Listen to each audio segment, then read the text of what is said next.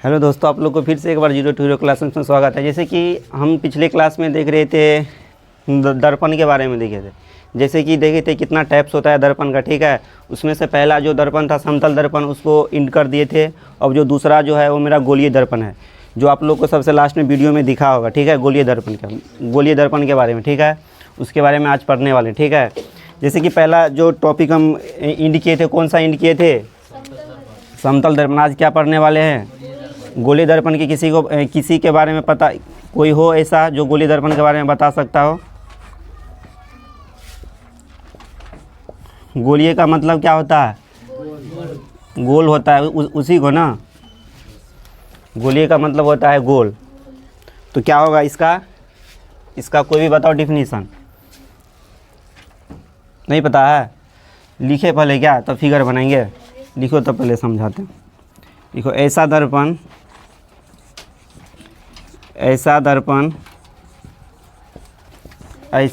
जिसका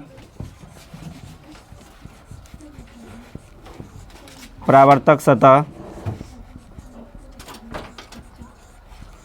ऐसा दर्पण जिसका परावर्तक सतह किसी खोखले गोले का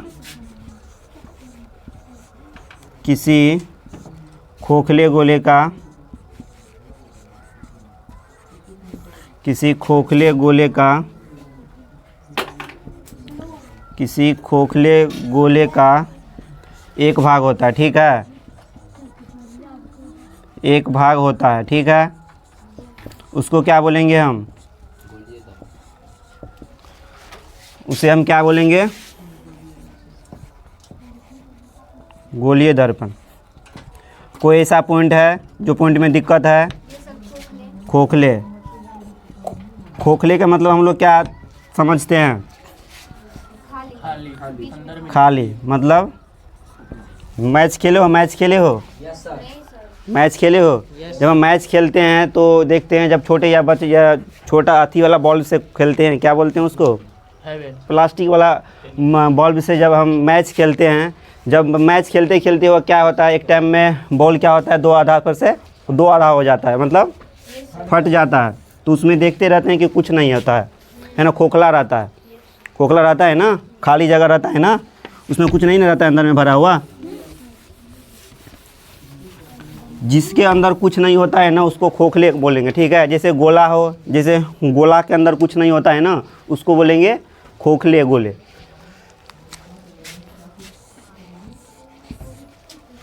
खोखला गोला।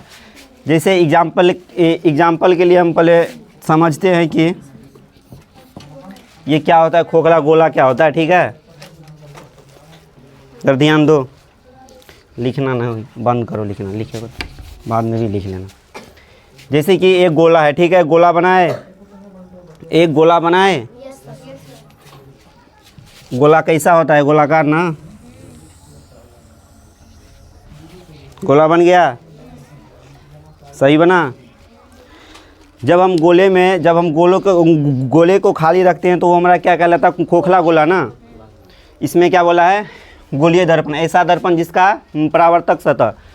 हम मान लेते हैं कि तुम लोग को इतना दिन से क्लास में पढ़ाते आए हैं कि परावर्तक सतह होता क्या है, पता है ना सबको? परावर्तक सतह इसके बारे में पता है ना? ये बताओ, हमको बताना है ऊपर वाले और अंदर वाले भाग कौन कौन सा होता है, ठीक है। ऊपर वाले भाग और अंदर पीछे वाले भाग, मतलब ऊपर और नीचे वाले भाग कौन कौन होते हैं। इसमें से पूछे ऊपर या नीचे कौन से सतह को कहते हैं हम परावर्तक सतह? ऊपर वाले भाग को ना। ऊपर वाले भाग को क्या बोलेंगे हम? परावर्तक सतह। नीचे वाले भाग वो होते हैं जिसमें पॉलिशदार होते हैं ना, पॉलिशदार कर देते हैं, जिसको बोलते हैं रजित भी कर देते हैं या पेंट भी कर देते हैं, ठीक है। इसको बोलेंगे ना। ये पता है ना शब्द? ये शब्द पता है? परावर्तक सतह का मतलब क्या होता है? ये इसको बोलते हैं, इसको बोल दो पॉलिश किया हुआ, या बोल दो रंगा हुआ, या बोल दो रजित किया हुआ, ठीक है। ये इसको तीन नाम भी हम बोल सकते हैं, ठीक है। पॉलिश किया हुआ, रंगा हुआ या रजित किया हुआ होता है ना पीछे वाले भाग। लेकिन ये जो पॉइंट लिखा है उसी पॉइंट के बेस पे है। पढ़ो, ऐसा दर्पण जिसका परावर्तक सतह किसी खोखले गोले का एक भाग होता है। किसी खोखले गोले का एक भाग होता है। खोखला गोला कहने का मतलब, जब हम खोखले गोले को कब पहचानते हैं, जब हम गेंद को दो आधा हो जाता है तब हमको पता रहता है कि इसमें से खोखला है, इसमें बीच में कुछ नहीं है, इसीलिए ये मेरा खोखला गोला मतलब खोखले गोले का आकार का है ना।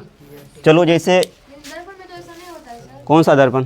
हाँ, दर्पण में होता है किस में? गोली दर्पण। तो गोलीय दर्पण के बारे में तो समझा रहे हैं, वो वही तो खोखले गोले का होता है ना। नहीं मतलब इसके बीच गोले में खाली तो नहीं खाली रहता स्थान है। नहीं रहता है दर्पण में, गोली दर्पण। ना वो तो एग्जाम्पल के लिए समझा रहे हैं ना। गोलीय दर्पण में खाली वो जो खाली स्थान रहते हैं वो दो पार्ट में भागते हैं ना। वो जो दो पार्ट में भागते हैं, एक भाग जो होता है जो अंदर से दिखाई देता है, जो पीछे वाले जो अंदर से दिखाई देता है और पीछे वाले भाग पॉलिशदार होता है। एक भाग ऐसा होता है जो मतलब अंदर से पॉलिशदार होता है और पीछे से दिखाई देता है, होता है ना। ये अवतल और उत्तल में होता है, ठीक है, वो समझेंगे, ठीक है। अवतल भी समझेंगे और उत्तल भी समझेंगे। तो जब तक हम अवतल और उत्तल नहीं समझेंगे तब तक इसके बारे में हम नहीं समझेंगे, ठीक है। जैसे सर ये पूछे हैं ना, सर खोखले गोले का तो नहीं होना चाहिए ना, उसमें गोलाकार होना चाहिए ना, वही हम देखने वाले हैं अभी। वो क्यों होते हैं गोलाकार? कुछ ना कुछ रीज़न होगा ना। ऐसे तो नहीं होगा कि वो खोखले गोले बना दिए, वो बोल दिए कि ये खोखले गोले का होगा। यही हो गया अवतल दर्पण, ये हो गया उत्तल दर्पण, हो गया ना। चलो ये समझाते, ये तो क्लियर हो, इसके मतलब समझो, इसके मतलब क्लियर हो, इसीलिए यहाँ पे लिख के भी बता दिए।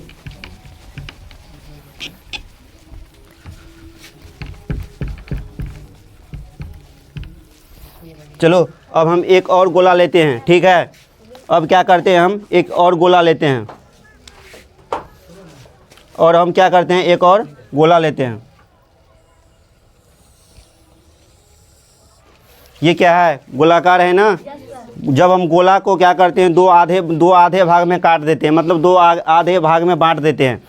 हम क्या करते हैं, जब हम मैच खेलते हैं तो कभी कभी क्या होता है, वो जो बल्ब होता है ना, कभी कभी क्या होता है, यहाँ से फट जाता है, कभी कभी ऐसा होता है यहाँ से फट जाता है, कभी कभी ऐसा होता है कि यहाँ से भी फट जा सकता है, कभी कभी ऐसा होता है यहाँ पर भी छेद हो जाता है।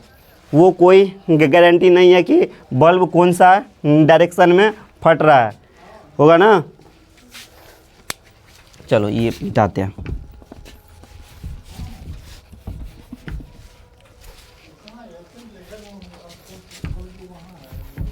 चलो अब खोखले के बारे में हम समझते हैं। खोखले आकर होता क्या है, हम सबसे पहले इसके बारे में समझेंगे। जो पिछले हुए पॉइंट को क्या लिखाए थे, परावर्तक सतह। कोई तो इसमें ऐसा होगा सतह, कोई तो ऐसा सतह होगा जो परावर्तक सतह की तरह काम करेगा ना। चलो गोला जो है ये गोलीय दर्पण है, ठीक है, ये गोला हो गया, ठीक है। अभी क्या है, एक ये अभी गोले हैं। गोले के जो हम दो भाग में बांट देते हैं, ठीक है, दो भाग में कट देते हैं। एक भाग जो होता है ना, ये मेरा ऐसे कट जाते हैं, एक भाग हो गया ना, एक भाग ऐसे कट जाते हैं। बीच वाले को काट को हम क्या किए, ये बीच वाले पोर्शन को हटा लिए, ये दोनों भाग को ले लिए और बीच वाले पोर्शन को हटा दिए, है ना।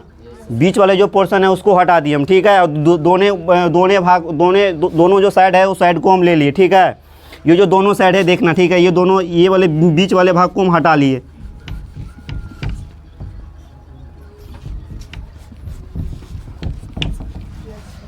हटा लिए ना, बीच वाले भाग को हम हटा लिए, वहाँ से मतलब हटा लिए, ठीक है। ये तुम लोग को पहले समझा देते हैं और इसके थ्रू हम एक वीडियो भी चलाएंगे, ठीक है। वो वीडियो के थ्रू स्पष्ट तुमको दिखाई देगा। ये दो भाग में हम बांट दिए, दो भाग में बांटे ना। दो भाग में जो बांटे, एक ऐसा सतह होगा, एक कौन से सतह है, वो आगे भी हो सकते हैं और पीछे भी हो सकता है। एक ऐसा होगा सतह जो इस साइड भी होगा सतह, एक ऐसा सतह होगा जो अंदर में भी हो सकता है। इसीलिए हम दो कंडीशन यहाँ पे रखे, दो कंडीशन रखे, ठीक है। एक ऐसा सतह होगा ना, इसमें क्या करते हैं, ये वाले सतह है ना, ये वाले सतह, अंदर वाले सतह को क्या मान लेते हैं, इसको परावर्तक सतह, जब हम अंदर वाले सतह को मानेंगे एक बार तो ये वाले ऊपर वाले सतह को भी मारना पड़ेगा, उठा हुआ भाग को ना। जब हम नीचे धंसा हुआ भाग को मान लिए एक बार परावर्तक सतह, तो ये भी तो हो सकते हैं, इसीलिए हम दो कंडीशन लिए हैं, इसीलिए हम ये दो कंडीशन लिए। नीचे वाले दो उसका ऊपर वाला लीजिएगा। हाँ, इसीलिए हम दो कंडीशन लिए, ठीक है, ताकि एक कंडीशन नहीं लिए हैं तो ये भी नहीं तुम लोग बोल सकते हो कि सर ये भी भाग तो हो सकते हैं, ये भी तो भाग हो सकते हैं। जैसे देख लो, ये है परावर्तक सतह, परावर्तक सतह, ये कौन सा सतह होगा? जब अंदर वाले भाग कौन से है, कौन से सतह यहाँ पे दिए हैं? परावर्तक सतह। दो, जब अंदर वाले भाग ले लिए हैं परावर्तक सतह, जो जब अंदर वाले भाग परावर्तक सतह, बाहरी वाला भाग कौन हो जाएगा? पॉलिशदार हो जाएगा ना। तो हम पॉलिश कर दे इसको, कर दिए। जब हम क्या करते हैं, जब ऊपर वाले भाग को क्या लेते हैं एक बार? परावर्तक सतह। कौन सा लेते हैं? परावर्तक सतह ना। इसमें क्या कर ले, एक बार अंदर वाले भाग को ले लिए ना। ऐसा नहीं है कि सर ये वाले भी अंदर ले सकते हैं और ये वाले भी ऊपर ले सकते हैं, ठीक है? ले सकते हैं। हाँ, ले सक दोनों सेम नहीं ले सकते हैं। दोनों सेम कैसे लेंगे हम? परावर्तक सतह होगा ना। जब इसका उठा हुआ भाग परावर्तक सतह होगा तो ये जो नीचे वाले भाग कौन सा सतह हो जाएगा? पॉलिशदार हो जाएगा ना।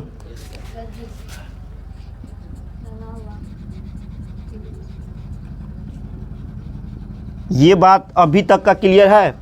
अभी तक जो पढ़ाए हैं, ये वाले भाग क्या हो जाएगा?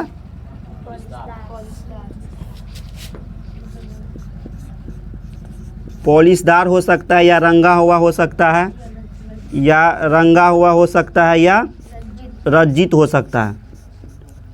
रज्जित के मतलब है ना पता, जिसमें पेंट उंट कर देते हैं, ठीक है, ये है ना पता।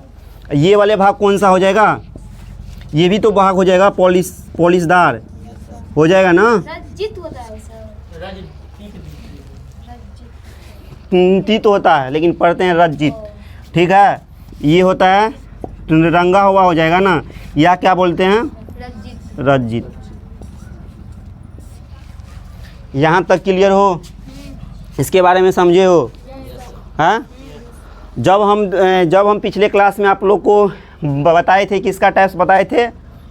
दर्पण का टाइप्स बताए थे। उसका 3 टाइप्स बताए थे। कौन कौन बताए थे? पहला समतल दर्पण, दूसरा गोलीय और तीसरा परवलयीय दर्पण। लेकिन हम लोग के सिलेबस में 2 दर्पण है, जो एक समतल दर्पण है और गोलीय दर्पण है। जब हम गोलीय दर्पण जो वहाँ पे बांटे हुए थे, वो कितने भाग में बांटे थे? 2 भाग में बांटे थे। ये कौन कौन भाग बांटे थे? अवतल दर्पण और उत्तल दर्पण। लेकिन एक पार्ट जो होगा ना ऐसा, इसमें अवतल दर्पण और उत्तल दर्पण होगा। लेकिन सर ये भी तो कन्फ्यूज होगा, सर हम किसको माने अवतल, किसको माने उत्तल? ये भी तो पूछ सकते हो, ये भी तो पूछ सकते हो सर। इसको जब हम अवतल मानते हैं तो इसको भी उत्तल भी तो मान सकते हैं। कैसे मानेंगे सर, बता दीजिए। एक मिनट, वही तो बता रहे हैं। ये हो जाएगा अवतल दर्पण, ये हो जाएगा उत्तल दर्पण।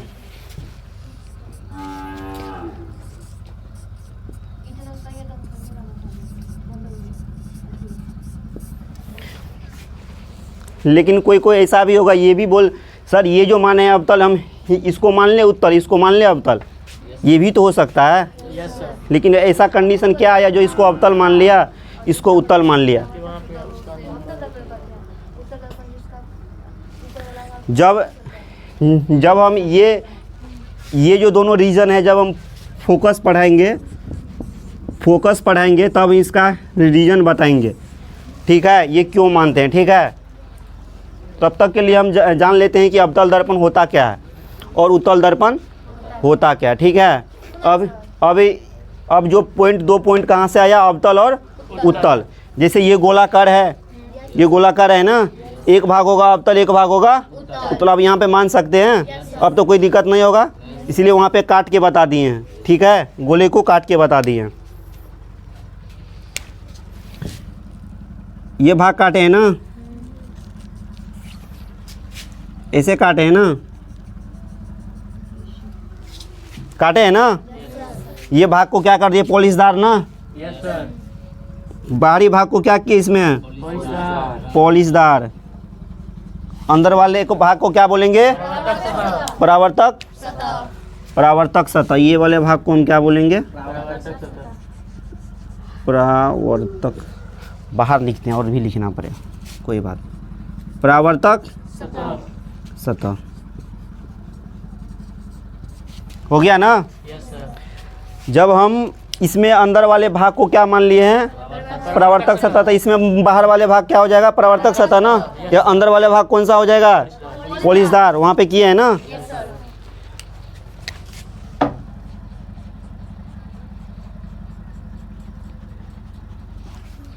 पॉलिशदार किए है ना? तो ये वाले भाग को कौन सा हो जाएगा? ये वाले भाग, ऊपर वाले भाग कौन सा हो जाएगा? परावर्तक सतह ना। परावर्तक सतह हो जाएगा ना? ये वाले भाग को क्या बोलेंगे? पॉलिशदार। पॉलिशदार एक ही बदल दीजिए। या रंगा हुआ या रजित या कलई भी बोल सकते हैं इसको, कलई। ठीक है? इसको बता रहे हैं कलई क्या होता है? कलई जो पेंट किया हुआ रहता है। ठीक है? क्या? रजित टेप। टेप किस में मारा रहता है? ये इसमें अंदर वाले भाग कौन से क्या हो जाएंगे? पॉलिशदार, रंगा हुआ, पॉलिशदार हो जाएगा ना? क्या बोल सकते हैं? और रंगा हुआ रंजित कलई या परसोई। रजित। मेरा मतलब है 4 पॉइंट बताए, चारों पॉइंट में से कुछ पूछेगा तो वो बता सकते हैं हम। ठीक है? ऐसे नहीं है कि हम कंफ्यूज हो जाएंगे, कोई भी पॉइंट पूछ दे इसके मतलब नहीं समझते हैं। कलई। ठीक है? रंगा हुआ कलई में अंतर। वही दोनों एक ही नाम, सबका अलग अलग है, लिखने का तरीका अलग अलग। बुक में सब में अलग अलग भाषा दिया हुआ है। ठीक है? इसलिए कोई भी कुछ पढ़ो तो कोई दिक्कत नहीं हो। ठीक है? इसमें चलो अब क्या लिखे इसमें? क्या 2 पॉइंट लिखे हैं? जो पॉइंट वहाँ पे बताए हैं वही सिर्फ यहाँ पे पॉइंट लिखे हैं। ठीक है? ये वाले को क्या बोलेंगे? ये वाले को क्या बोलेंगे? ये वाले को अवतल दर्पण ना बोलेंगे ना? ये अवतल होगा कि उत्तल? नहीं पता है हमको सर, बताइए ना कैसे होगा सर? वही तो बता रहे हैं। पॉलिशदार होता है, निचला परावर्तक। वही तो बता रहे हैं। पहले ये वाला तो समझो, ये पॉइंट। ये वाले कौन से दर्पण होता है? उत्तल। ऐसा करते यहाँ पे पूरा लिख देते, अवतल उत्तल लिख देते तो वहाँ पे कंफ्यूज होता है, इसीलिए वहाँ पे काट के बता दिए। ठीक है? ये अवतल वो उत्तल। ठीक है? अब देखो, अब जो परावर्तक सतह होता है ना, तो इसका दोनों पॉइंट पे सतह होगा ना। ई भी सतह है, परावर्तक सतह, ई भी परावर्तक सतह है। ठीक है? ई भी परावर्तक सतह, ई भी परावर्तक सतह। अच्छा, कोई भी गोला जो होगा, कोई भी गोलाकार जो होगा तो उसका बीच में होगा ना केंद्र। Yes sir. बीच में होगा ना केंद्र, बीच में केंद्र होगा ना। इसको सी से बोलते हैं ना केंद्र को, हैं? सी से बोलते हैं ना, केंद्र बोलते हैं। इसको क्या बोलते हैं? वक्रता केंद्र बोलते हैं। वक्रता केंद्र बोलते हैं। ये कौन सी लाइन है सर? वक्रता। कैसे खींचे सर? नहीं पता। ये जो लाइन खींचे हैं ना, ये लाइन के नाम है मुख्य अक्ष बोल दो या प्रधान अक्ष बोल दो। ठीक है? इसके बारे में बताएंगे। कथी मिलाए? ठीक है? ये जो लाइन खींचे हैं, लाइन मिलाए कथी, कैसे खींचे? कौन सा? क्यों खींचे? कारण है ना इसका कोई रीजन? सेंटर लिए है ना एक, हमको ये मानना है। इसमें गोलाकार में एक हमको क्या मानना है? सेंटर मानना है। तो इसमें बीच में हम ऊपर नीचे भी खींच लो, वो तो पता है, बीच में भी खींच लो, पूरा व्यास। बीच में भी खींच लो। ठीक है? ये खींचे किस लिए? यहाँ पे बीच में क्या मिल जाए? सेंटर मिल जाए। हमको केंद्र मिलाना है, सेंटर मिलाना है। ठीक है? ठीक है? सेंटर ऑफ पॉइंट जिसको बोलते हैं इंग्लिश में, वक्रता केंद्र बोलते हैं। ठीक है? अब क्या होगा? जो दोनों साइड कौन से सतह है? दोनों साइड कौन सा परावर्तक सतह है ना? जो परावर्तक सतह जिस पॉइंट पे ये जो लाइन खींचे हैं, जिस पॉइंट पे मिल रहा है ना, उसको बोलते हैं पी। पी मतलब क्या होता है? ध्रुव होता है, पोल होता है। इसका हिंदी होता है पोल, हिंदी में होता है ध्रुव। इसको पी से करते हैं सूचित। यहाँ पे पी होगा। ठीक है? इसको क्या बोलेंगे हम? ध्रुव। जब यहाँ पे ध्रुव होगा तो यहाँ पर भी ध्रुव होगा ना। क्यों? क्योंकि यहाँ पर भी परावर्तक सतह है और यहाँ पर भी परावर्तक सतह है ना। ऐसे ऊपर नीचे लिख सकते हैं। हाँ, इसको क्या बोलेंगे? ध्रुव।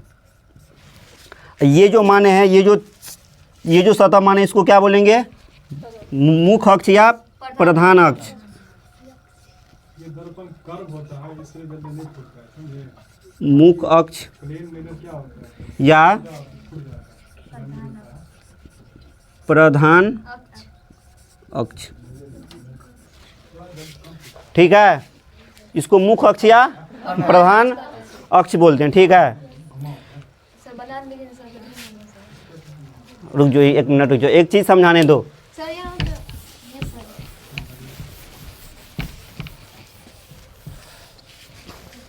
खोखले गोले का एक जब गोला है ना, इसमें ये दूरी को क्या बोलेंगे? व्यास ना, यस सर। है? बीच वाले दूरी को व्यास बोलेंगे ना, डी बोलेंगे ना। Yes sir. आर कहाँ से कहाँ? व्यास का आधा होता है ना। व्यास का आधा क्या होता है? आर होता है, जिसको बोलते हैं त्रिज्या। इसका आधा होगा ना, या यहाँ मान लो आधा, या यहाँ मान लो आधा, या यहाँ मान लो आधा, या यहाँ मान लो आधा। मान सकते हैं? मान सकते हैं इसमें, है? कोई दिक्कत? इसको क्या मान ले? मान ले त्रिज्या, कोई दिक्कत नहीं तो होगा, नहीं ना होगा। इसको क्या बोलते हैं? वक्रता त्रिज्या। इतना से इतना तक दूरी को क्या बोलेंगे हम? वक्रता त्रिज्या।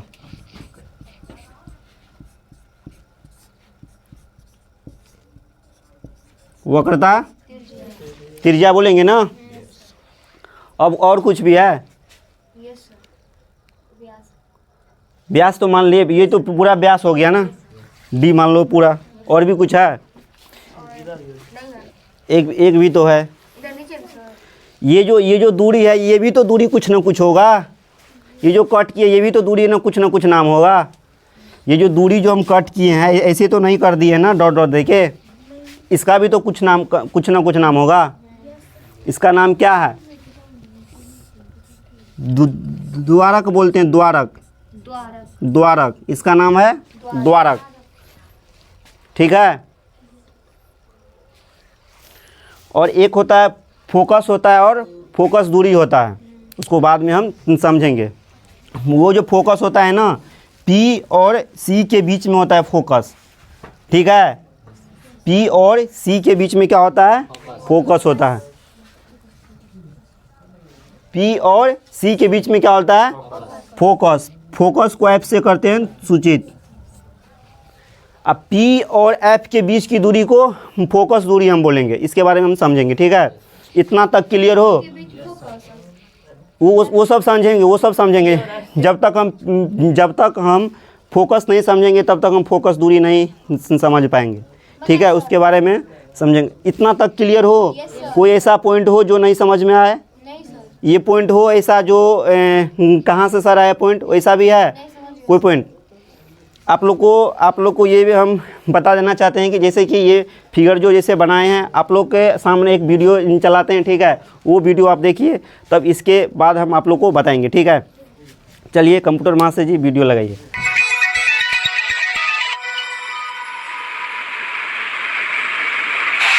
क्या आपने कभी दर्पणों पर ध्यान दिया है? जैसे इनका उपयोग एक व्यापक प्रतिबिंब का निर्माण करके किसी कोने के चारों ओर देखने के लिए किया जाता है, या किसी वस्तु के प्रतिबिंब को आवर्धित करने के लिए उपयोग किया जाता है। आपको क्या लगता है कि इन दर्पणों में ऐसा क्या है जो इस प्रभाव को उत्पन्न करते हैं? वक्रित सतह वाले दर्पणों को वक्रित दर्पण कहते हैं। यहाँ हम ऐसे वक्रित दर्पणों का अध्ययन करेंगे जो एक गोले के हिस्से होते हैं और आकार में गोलीय होते हैं। ऐसे वक्रित दर्पणों को गोलीय दर्पण भी कहते हैं। वक्रित दर्पण दो प्रकार के होते हैं, एक अवतल दर्पण, दो उत्तल दर्पण। अवतल दर्पण। एक अवतल दर्पण बनाने के लिए खोखले गोले कांच का एक छोटा हिस्सा लिया जाता है और इसकी बाहरी सतह को पहले पारे से और फिर लाल लेड ऑक्साइड से रंगा जाता है। आंतरिक खोखली सतह चमकदार सतह से बनी होती है। इस प्रकार आंतरिक चमकदार सतह परावर्तक सतह बन जाती है। वह दर्पण जिसमें खोखली आंतरिक सतह परावर्तक सतह के रूप में कार्य करती है, अवतल दर्पण कहलाता है। उत्तल दर्पण। एक उत्तल दर्पण बनाने के लिए खोखले गोलीय कांच का एक छोटा हिस्सा लिया जाता है और इसकी बाहरी उभरी हुई सतह को चमकदार सतह बना दिया जाता है। इसके लिए आंतरिक खोखली सतह को पहले पारे से और फिर लाल लेड ऑक्साइड से रंगा जाता है। इसकी बाहरी सतह परावर्तक सतह बन जाती है। वह दर्पण जिसमें बाहरी सतह परावर्तक सतह के रूप में कार्य करती है, उत्तल दर्पण कहलाता है। हमने जो कुछ सीखा, आइए सारांश देखें।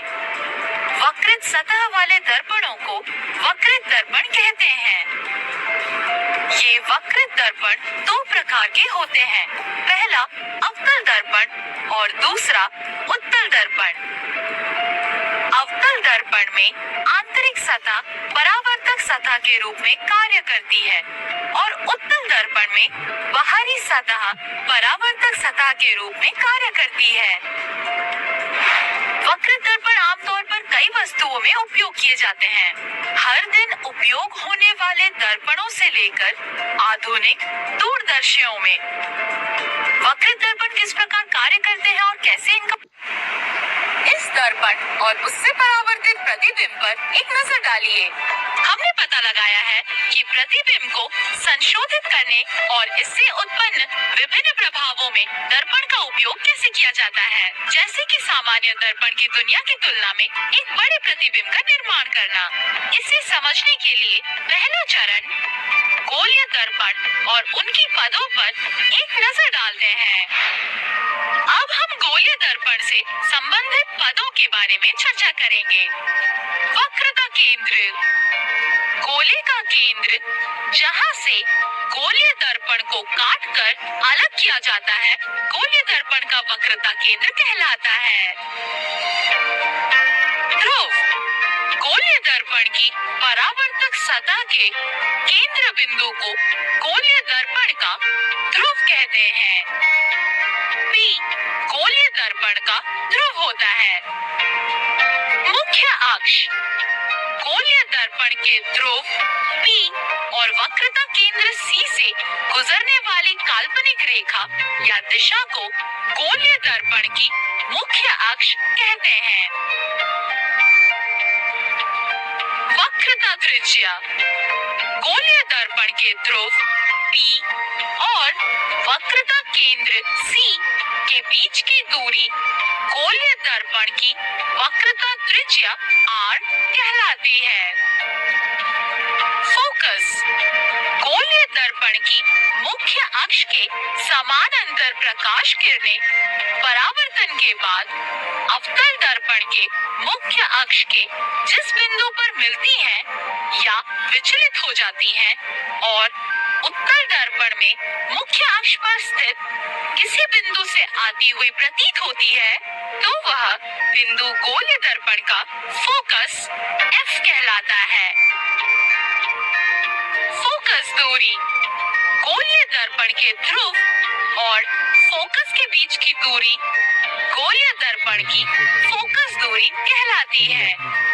फोकस दूरी F इक्वल्स P और F के मध्य की दूरी। याद रखिए कि फोकस दूरी वक्रता त्रिज्या की लंबाई की आधी होती है। F equals to R/2। ऐसा माना जा सकता है कि गोलीय दर्पण की सतह कई छोटे समतल दर्पणों से मिलकर बनी होती है। अगर गोलीय दर्पण के किसी बिंदु को दर्पण के वक्रता केंद्र से मिलाया जाए और इस रेखा को आगे बढ़ाया जाए तो यह रेखा गोलीय दर्पण की सतह के उस बिंदु पर लंबवत होती है। जैसे कि अगर बिंदु A को C से मिलाया जाए तो AC गोलीय दर्पण के बिंदु A पर लंबवत होगी। समतल दर्पण के किसी बिंदु पर आपतित प्रकाश किरणें परावर्तन के नियमों के अनुसार परावर्तित होती हैं। परिणाम स्वरूप उस बिंदु पर आपतन कोण परावर्तन कोण के बराबर होगा। अब बिंदु A पर आपतित होने वाली किरण इस तरह परावर्तित होती है कि एंगल I का माप इक्वल्स टू एंगल R का माप हो। चलो, आप लोग को ये वीडियो अच्छा लगे तो अपने दोस्तों के साथ शेयर कीजिए। Thank you so much all of you.